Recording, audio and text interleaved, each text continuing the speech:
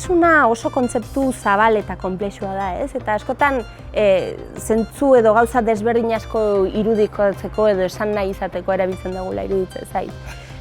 Nik uste garatzea interesgarria litzaken askatasunaren kontzeptu bat izango litzake benetan gure desirak eta gure ingurua antolatzeko, bertan eragiteko, ura eraikitzeko daukagun gaitasunean, ezta? Badago ikuspuntu bat dena den askatasuna, giza askatasuna ukatzen duena.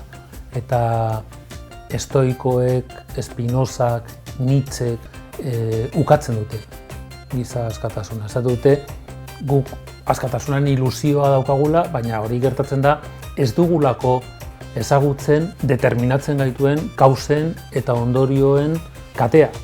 Oda, dena bageneki ikusiko genuke egiten duguna derrigorrez egiten dugula.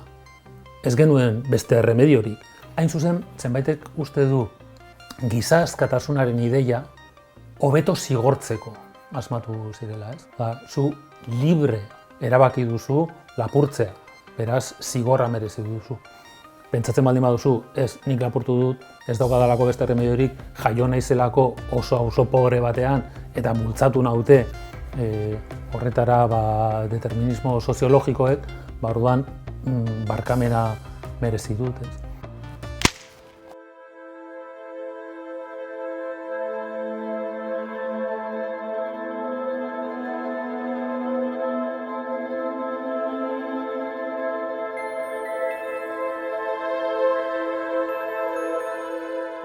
Niretzako askatasuna da daukazun izaera sakonena ez mozorrotzea eta bizitzan aurkituko dituzun ertsapenei erantzun baten maitea. Niretzako askatasuna da nire bizitzan izan egituan ondorioak aukeratu ahal izatea. Aukeratzea zer nahi didan eta nora joan. Niretzat askatasuna da nire bizitzaren gain erabakitzeko ahalik eta berme eta aukera gehien edukitea.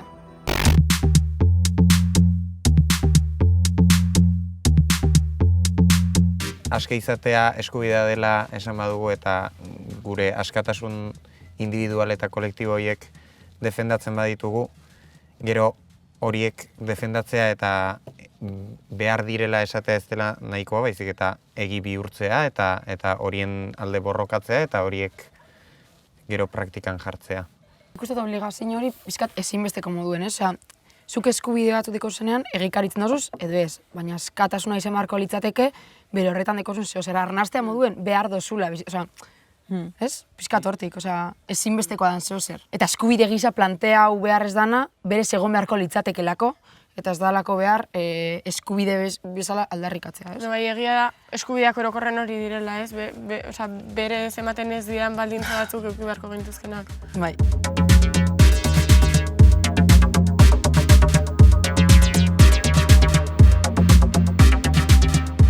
Askatasunan ideian pentsatzeakon, egia da batzutan etortzea laburura, ez? Azken naiz eta jazta, eta inguruan loturarik ez, edo ez dakit, edia hori sartu digutela bezala, ez? Eta nik uste azkenean askatasuna igual dela, erantzunkizunez aukeratuko dut ze ondorio nahi dituan ere bizitzan, ez? Eta ez dela justo loturak ez eukitzea, igual da loturak eukitzea, baina nik aukeratuko ez ze lotura dituan eta ze ondorio dituan ere bizitzan, eta azkenean aukera horok, ez? Askatasun horren baitan, ekarriko dizkigu ondori batzuk, eta horiek ere erantzunkizunez onartzea. Nik uste askatasuna bere horretan praktikan jartzeko dugu ikaritzeko, ez dakiz ze aditz jarri bariakon kontzeptu horri. Hori badauzela bete behar batzuk bai, ez? Eta bete beharrik gabeko askatasun bat egiten denean, dala pixkat askatasun likido bat, ez? Osea, adibidez, eraman da harremanetara, zapaltzailea baitaren? Bai, osea, edo harreman bat dauenan adibidez, bikote harremanetatik aratago, edozein harremanetan, askatasun individualen pean izan duzu edo zerrein, bestela harreman hori ez da askea. Eske niri iruditzen zait oso zaila hitz egiten denean askatasunari buruz, zeintzu dira mugak.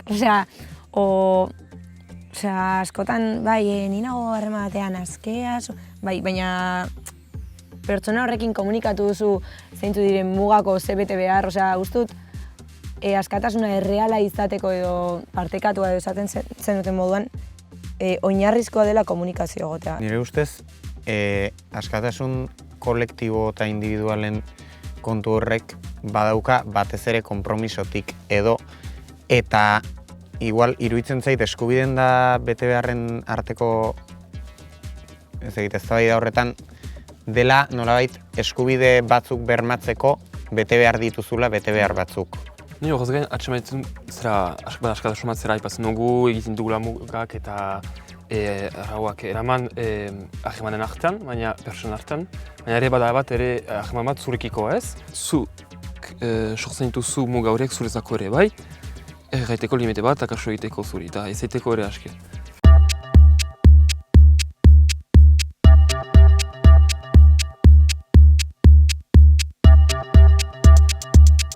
Eta nire bai, emotea garrantzi bat subjektu bakotxa dekon baldintzari, ez? Osea, ez da bardina Euskal Herriko emakume gazte batentzat zer dan askatasuna edo beste lurraldetasun bat dekon persona batentzat, ez? Eta nire ustez hori ukatzeak da pixkat libratzea dekosun erantzukizun konpromiso horretatik. Nik uste dut askatasunan kontzeptua bera oso anitza izan daiteken arren baduela, transbertsalki ere hori ebakitzen duten muga batzuk, ez?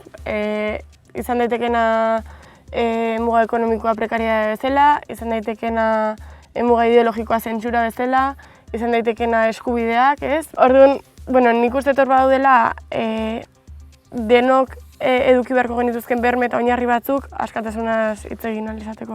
Niri etorri zait, eske ez da etor, egon buruari emate pizkat, depilazio kontuarekin, eske horitu nahi zonintze bertan juerga betan izan zen. Geunden nita lagun bat, gizon batekin ezketan. Baina, ez depilatu ez baduzu nahi, niri berdin zaiti jo. Ja.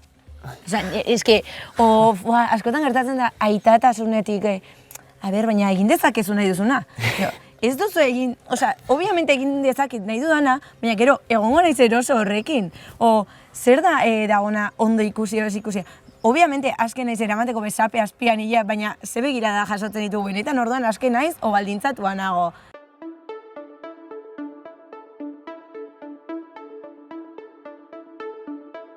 Animaliengan, eta beraz gugan ere bai, oso garrantzitsua da, denbora gezi erabakigarriena da iragana, geneak eta herentzia eta hori dena, eta gizakiongan ordea etorkizuna. Asmatu ditzakegu proiektuak. Eta dagoena, orainean, etorkizunaren proiektuaren arabera funtzean aldatu. Eta horregatik bizi gaitezke naturalki eman ezaizkigun eremuetan, esaterako naturak eman digu lurra zala bizitzeko, baina bizi gaitezke urpekarietan edo sateliteetan. Horregatik, pertsona bati edo herri bati ukatzen zaionean etorkizunerako proiektuak gauzatu ahal izatea orainaldian, ukatzen zaiona da gizatasuna. Nonbait beti txokatuko dute bi askatasunek, baten askatasuna bestearenak mugatuko duelako, eta hoien arteko hautuak nire ustez egon behar du zilegitasunan barruan, eta muga horiek ezarri behar dira, segun eta zer iruditzen zaigun justuagoa, berdinagoa, gure balioen arabera doana, beste oinarri batzuen barruan. Ez que, nire ustez bai, hori apizkat, izen lehikela apizkat diskurtso arriskutsu bat, eta adibidez, justo, ez dakite, adibidez, Espainiar estatuantzat askatasuna zer da, Espainiar estatuarentzat askatasuna da ukatzea erreferendum demokratiko bat. Ostras, ez que hor bai, norberaren ulerkera individual horretan sartzen bagaran, pizkat zaila da, ez? Bermatzea hori kolektibo hori. Horregatik eta nolabait Espainiak sentituko du bere askatasuna dela guri erreferendum bat ukatzea, eta gu sentituko dugu gure askatasuna dela erreferendum hori egitea. Orduan, bi horien arteko kontrakotasunean ze askatasun lehen etxiko dugu, gure printzipioen arabera zilegiena dena edo. Zilegiena dena eta zapaltzailea ere ez dena, ze askatasun batzuk gainontzekoa zapaltzen baldin badituzte ez, eskubidez hitz egiten ari garen momentuan. Eta zilegitasuna horrek ematen dio.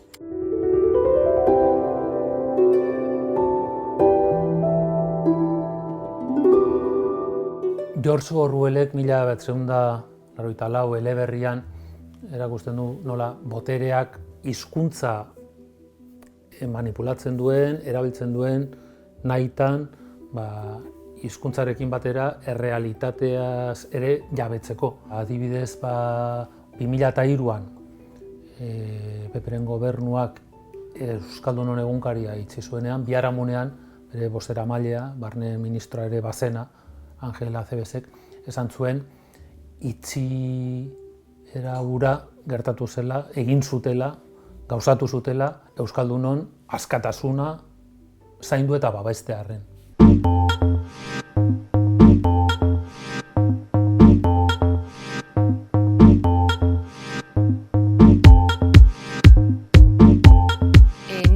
Euskaraz berba egiten abilenean bai sentitzen aske hau, baina ez dut uste Euskara hitz egiten dutenik modu aske baten. Uste dut Euskara hitz egiten dutela erabaki politiko eta hausnartu bat hartu dutelako, eta ez dela berez bandejan edo errastasunez segurazki ingles batek o espainol batek egiten duen moduen egiten. Uste dut behar dela momentu honetan erabaki hori politizetea eta Euskararen auzie politizetea gerora modu aske baten eta asko hausnartu gabe Euskaraz mintzatu ahal izateko. Ikusita Nafarroko zegoera den, hori dago, justo ni Iruñakoa naiz, eremu mistokoa. Euskaraz hitz egitea horrelako eremu batean badela autu bat, ez zarela guztiz aske, ematen direla eskubide urrak eta pilo bat, ezin duzu, suposatzen da dela bigarren hizkuntza ofiziala, baina askoz gehiago hitzen dezakezu ingelesez, Iruña batean, euskaraz baino. Ni nire goeran Iparraldean izanik, euskaraz mintzatzea ez da justu erostasun bat da, opari bat. Kursatzen monte dozen pertsona, eta egiten bat euskaraz, animaliko opari bat da daude bi alde, eta 195 da, kontra. Ondan astean adibidez, nire ikasalan eman zen eztabaida bat, eta entzunun gazte bat komentatzen nola, beraiek zentzu batean bai, kasu honetan bera, baina bera eta bere ingurua, sentitu zian behartuak txikitatik D ereduan ikastera tal, eta intzean klik bat eta esan nuen, zer da pasatzen, ez? Osea, zer realidade paralelo hain ez kompatible eta, zer da benetan horren atzean dagoena, ez? Euskararekiko bazterkeria hori.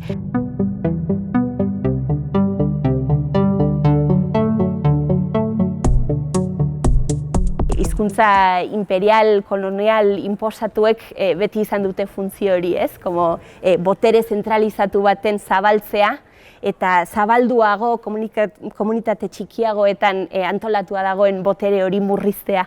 Eta nik uste,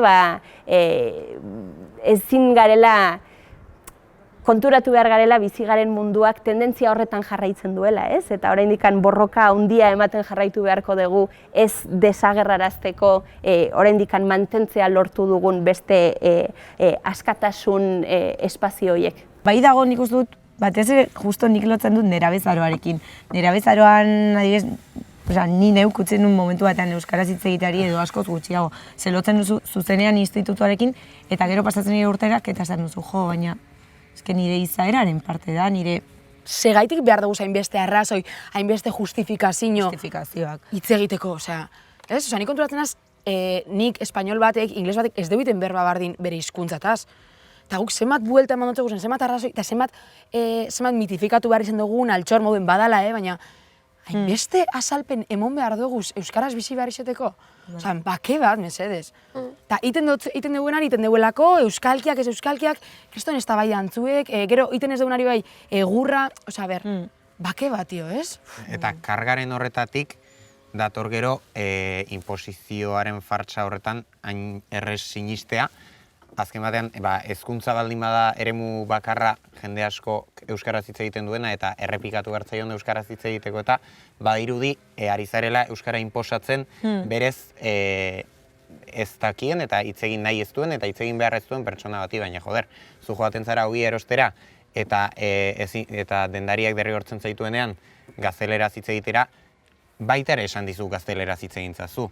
Gainera okerrena ez dizula esplizitatu behar eta ez dizula esan behar gazteleraz hitz egin, zu gazteleraz hitz egin behar izateko. Askotan esan genuna, igual nasi bergara normalizatzen ere elkarrizketa elebideak. Bai. Ze askotan ulertzen dute, Bai. osea, a ber. Edire, egoera oso eskatzen ari naiz. deserosoak, sentitzen gara pixka. Bai. Gainera, venga, utxiko dotzet, como, sabes la denbora guztien, Eta zure gainera- buruari moten indarrak eutxi, paso gaztelerara, eta horbe, ostia, Errua datorkizu zuri. Zuri, claro, ze karga, ez? Osea, Ikuste dut hor ere, hegemonia zapaltaiaren asuntoa oso garrantzitsua dela, eta ni privilegio batzuk ditut, eta nik ez dauka zertan, ez zaitu zertan lagundu zuri, ez? Orduan, hor privilegio batzu dauden momentuan, zeinek zeditzen duen, ez? Eta zeinek beti ematen du besteagatik, eta bueno.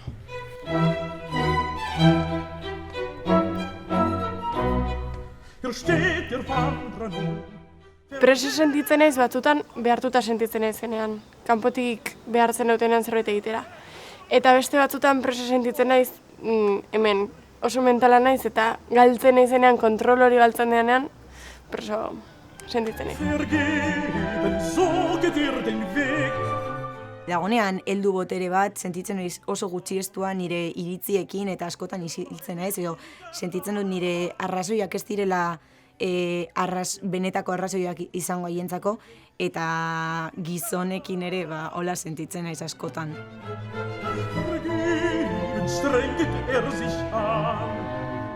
egiten hau preso Espainiar estatuak eta egunero kanpokoen oniritzi bat jaso behar izateak.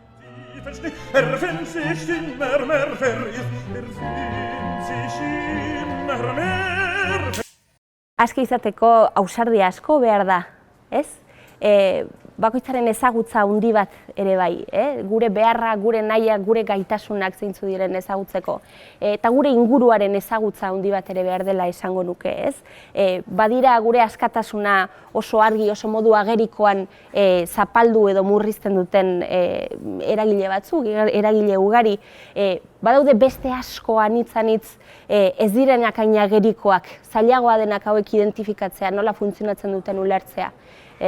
Eta nik uste horren identifikazioan, horren ulertzean, horri aurre egiteko estrategiak eta moduak garatzean, hor garatzen dela gure aske izateko gaitasuna.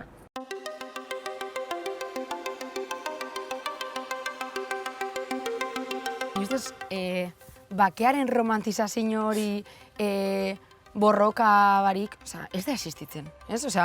Letra esaten dugu, bakean nahi baduzu presta zaitez gerrarako, eta hau da bardin, ni ustez, argi ukitea etxaian ordan oso importantea da, aske izateko, libre izateko, eta holako hitz potolo asko dauza solotute etxaiaren argitasun horregaz, ez? Eta jakin behar duzu oso ondo, askotan, noren aurkasoa zen, jakiteko zeren alde zauzen.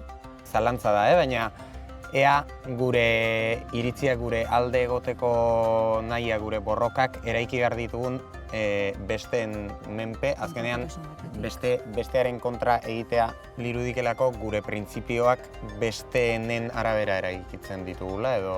Gehiago ulertu dut esan duna niri zer egiten nago aske, horrek definituko dula zerk ez nago egiten aske. Eta askotan, tesitura horretan beste norbaiten aurka juteak ekintza horre berasik egingo zaitula zuri asko. Gaur egun bakeaz como, saiatuko gara ez egoten liskarri, borrokarik ez, denok batera, eta ez da erreala. Ze beti dago jarrera bat, dago menpekotasun bat, gehienetan behian edo gutxiestu hauek dituzte eskubideen urraketa pilo bat, bai izan daiteke jatorritik, bai genero, bai hizkuntza, eta bestek aldiz badute, ez dakit nola esan, Bai, zapaltzaile privilegio. Bai, zapaltzaile privilegio hori. Ni jatetorten, adibide bakar bat, askapen mugimendu batena, nazio, identitate, lan gatazka, jatetorten askapen gatazka baten adibide bakar bat, identifikau barik horren etxaila edo askapen horren eraiste hori nork egikaritu duen, ez? Gainera, inork egiten ez bat zaitu lotu, ja ez daukazu askatu beharrik askezarelako. Hau da, nolabait askatasun bat burrukatu behar duzun momentutik, askatasun hori mugatzen dizun norbait daukazu. Eta nire bai, askapen mugimendua bera, mugimendu hori bai dela askatasuna, ni borrokatzeak egiten hau aske, niri helmuga bera helburu izatea baino bidea bebai helburu da, ez? Eta ni ustez frustrau beharrean helburu jakin puntu batean oso gutxitan emotinako balioa bide horretan, aitortza, bai, prozesuari. Zaude askapen mugimendu bat marnean, eta ikusi duzu 2 urtetan eman duzun aurrerakuntza hori. Ez dakit, ni emakume gisa ikusi naiz, mugimendu feministaren baitan agonetik, aldundu naizela, ez du lortu gizartea, obviamente. Baina nik pertsonalki eta nire ingurunea ere ikusi dut deseraikitze bat eta nire alduntze bat.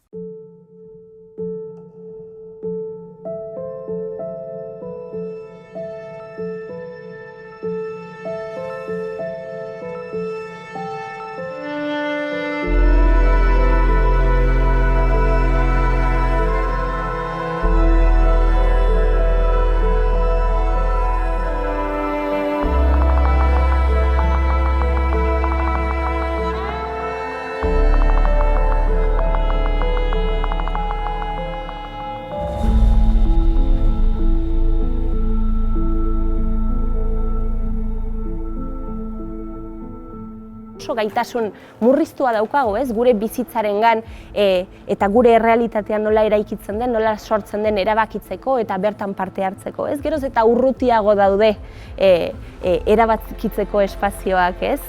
Bai zentzu politiko batean, baina baita ere, ez? Nola eraikitzen dira gauzak, nola produzitzen dira erabiltzen ditugun objektuak, nola sortzen da jaten dugun janaria, ez?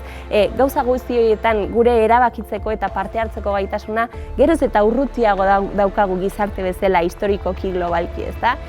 Orduan ikuste gauza guzti horiek identifikatzen hasi beharko ginakela, benetan ulertzeko gure askatasuna ez bakarrik kuantitatiboki aukera estetikoetan nola neurtu dezakegun, baizik eta ze kalitate daukan, ez? Ze boteretze daukagu benetan erabakiak hartu, desiragarratu, beharrak ase, guzti hori eraikitzeko ze askatasun ditugu.